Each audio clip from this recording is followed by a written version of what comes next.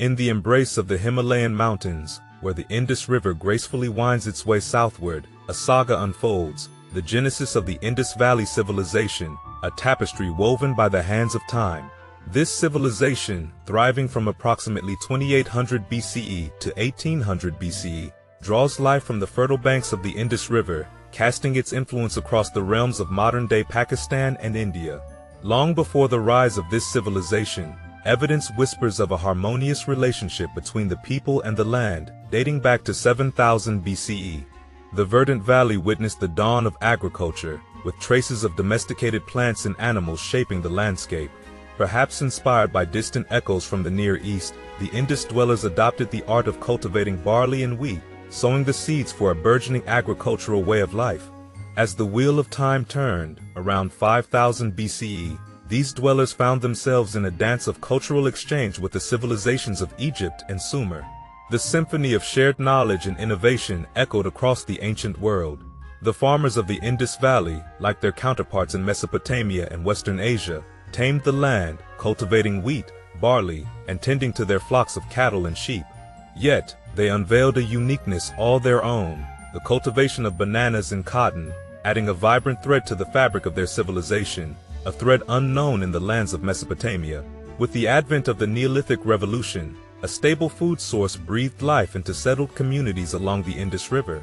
A new chapter dawned as the Indus Valley Civilization emerged, marked by urban centers rising like celestial beacons. Around 2800 BCE, the cities of Harappa and Mohenjo-Daro stepped onto the stage of history, their grandeur matched by urban siblings such as Dholavira, Ganerivala, and Rakhigarhi. By 2000 BCE, over 1,000 urban centers adorned the landscape, a testament to the prowess of this ancient civilization. Hidden from modern scholars until the early 19th century, the veil over this lost civilization lifted with the uncovering of Harappa by British excavators. The term Harappan soon became synonymous with the Indus Valley Civilization. In the north, Harappa, and in the south, Mohenjo-Daro, stood as epicenters of cultural richness and urban sophistication. With populations reaching 30,000 souls, they held the secrets of a political structure still shrouded in mystery. Were these independent city-states or regional capitals governing smaller siblings? The city streets, meticulously laid out in a grid, hint at a central authority orchestrating the dance of civilization. In the heart of the ancient Indus Valley cities, every city was a living entity, harmoniously divided into two realms: a lower city, teeming with life and workshops, and an upper city, a walled citadel standing tall and proud. The citadel, a majestic spectacle, guarded its secrets behind a formidable mud brick wall, 42 feet thick at its base and towering nearly 50 feet high. This architectural marvel, akin to a modern-day 5-story building, echoed the grandeur of ceremonial centers in Egypt and Mesopotamia. Rectangular towers stood sentinel at regular intervals, a testament to the meticulous planning that shaped these ancient strongholds. Within the citadel's embrace, platforms of mud brick rose like altars, witnessing ritual activities that may have included solemn animal sacrifices. At Harappa, one such platform soared 23 feet high, touching the heavens with its significance. Public baths, colossal in their dimensions, graced the citadels. Mohenjo-Daro's bath, with its 40-foot length and 23-foot width, invited residents to its cleansing waters through staircases on either side.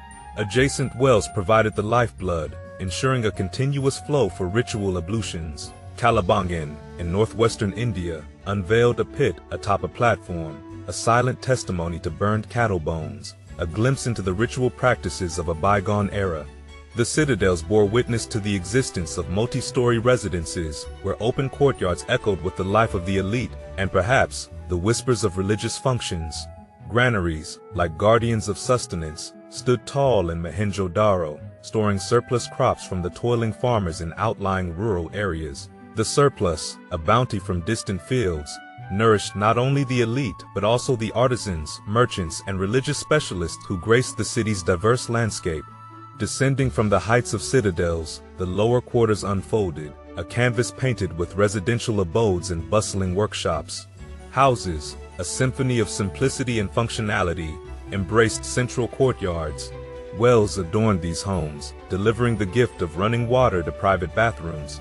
Larger dwellings, stories tall with up to 30 rooms, stood as monuments to prosperity. The whispering winds of innovation reached rooftops, where devices pumped cool air into homes and grand structures. An industrial heartbeat echoed in the cities, harboring workshops and laborers' quarters. Lotul, a city near the Indian Ocean, unfolded a dockyard and a warehouse, revealing tales of trade and commerce. In this tapestry of city life, artisans and merchants thrived, providing goods for the ruling elite.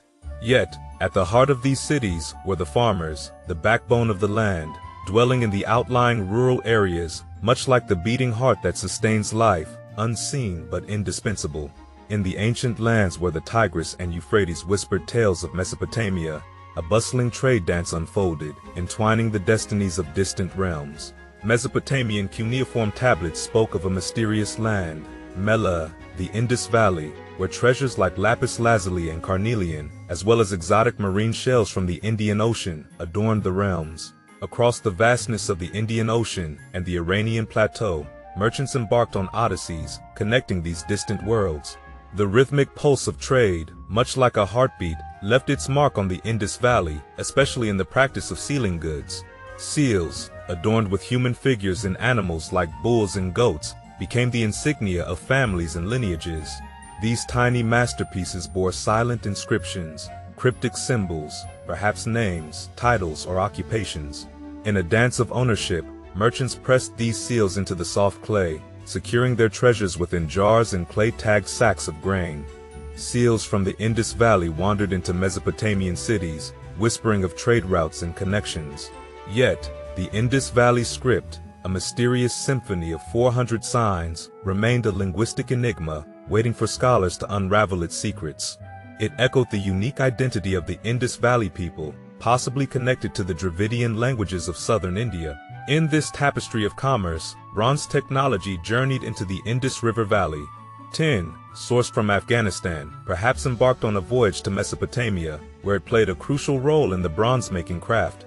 Trade winds carried not just goods, but also cultural imprints, as the Indus Valley wove its own unique identity amidst Mesopotamian influences. Religion, a silent companion to trade, etched its presence in the clay figurines of the Indus Valley. Deities, reminiscent of the Hindu goddess Durga and the lord of the animals, Shiva, graced the artifacts. Lingams and yonis, symbols of male and female organs, hinted at a spiritual realm intricately woven into daily life. The people of the Indus Valley, while sharing the trade routes with Mesopotamia, cultivated their distinct cultural landscape. Their artisans, masters of clay, stone, and bronze, crafted unique sculptures. In Mohenjo-Daro, a serene bearded man, possibly a priest or leader, stood frozen in stone. A delicate bronze dancer, adorned with bracelets and necklaces, twirled through time, a testament to a society that valued artistry and adorned its elite. As the merchants traversed the vast expanse, reaching from the upper Ganges River to Baluchistan, they left behind a legacy of artistic influence. Pottery and seals, each bearing the fingerprints of skilled artisans, mirrored the rich tapestry of the Indus Valley's cultural reach. In this world without coinage, merchants traded using stone cubical weights, weighing the value of goods in a dance of barter. Cities, bustling with life, employed these weights to assess taxes, collecting grains for their granaries. And so, the winds of trade continued to blow, carrying with them the essence of a civilization that thrived, not just in the exchange of goods, but in the silent echoes of seals and syllables. In the shadows of time, around 1800 BCE, a veiled decline cast its somber spell upon the once thriving cities of the Indus River Valley. Centuries of vibrant trade threads, woven with Mesopotamia, began to unravel, leaving behind echoes of what once was. As the years passed, the cities, once bustling with life, faced an enigmatic depopulation, a gradual fading into the tapestry of time. The decline unfolded in stages, shrouded in mystery, with questions that whispered in the winds. Why did these once vibrant cities lose their pulse? How did the grand civilization of the Indus Valley crumble? One prevailing tale spoke of a changing climate, a dramatic shift in the dance of the seasons. Around 2000 BCE, the Indus River, once a lifeline, altered its course, leaving dry riverbeds where water once flowed freely. The monsoon winds, custodians of life in South Asia, changed their patterns, withholding their life-sustaining rains. The cities, deprived of a secure source of water, witnessed a gradual decline in their populations. Yet, the tale of decline is as diverse as the whispers of the wind. Some storytellers speak of a land worn out by centuries of urbanization and swelling population, an earth rendered inhospitable to its inhabitants. Others, with a gaze into the unknown, ponder the possibility of tectonic shifts reshaping rivers or the specter of epidemic diseases sweeping through the once thriving streets. In the hushed corridors of history, a narrative once held sway: the Aryan invasion. Nomadic Indo-European speakers, the Aryans, rode into the tale, raising cattle and horses as they traversed the Eurasian steppe. Stories tell of their migration, spanning Europe, Anatolia, Iran, and eventually Pakistan and India. The Rig Veda, a treasure trove of hymns and rituals, speaks of their arrival, recounting attacks on walled cities and forts. Some even claim it chronicles the conquest of Mohenjo-Daro. As the sun dipped below the horizon, the once sophisticated culture of the Indus Valley began to fade. Around 1500 BCE, whispers turned into echoes, and the city's foundations crumbled. Mohenjo-Daro, a witness to time, bore scars of an attack around this era, echoing the tales of the Rig Veda. Yet, in the twilight of the Indus Valley Civilization, the ultimate truth remains veiled. Was it environmental degradation, climate shifts, or the shadows of an Aryan invasion that cast this realm into twilight? Perhaps a symphony of factors orchestrated the fall, a haunting blend of resource exploitation, high population density, climate change, and the specter of unseen invaders. As the last echoes of its vibrant past faded away, the Indus Valley Civilization succumbed to the enigma of its decline. Architectural marvels, once the pride of cities, stood abandoned. The intricate writing system, the skillful metalworking, and the artisanal crafts, all dissolved into the sands of time.